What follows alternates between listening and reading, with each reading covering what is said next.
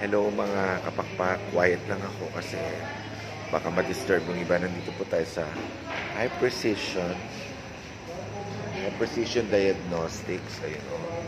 Kasi po ako po ay magpapa-x-ray ng aking likod, lower back at saka upper back. Medyo nananakit yung likod ko. Ayan, siguro dahil sa sa kalikutan ko, tsaka sa kakagala ko. Kaya magpapa-x-ray po ako. According to Dr. Zulueta, kailangan daw ma-check maigi ang aking lumbar. Yun yung tawag nila, lumbar something channeling na yun.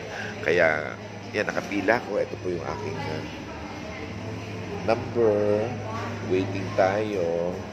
Nasa parang 800 o 900 ang pa-x-ray ng likod, upper and lower. Kasi talagang nahihirapan akong bumali-balik. Hindi na ako pwede nagsasayaw ng maharo. Kasi medyo nananakit yung likod ko. Ayan. So, ayun na.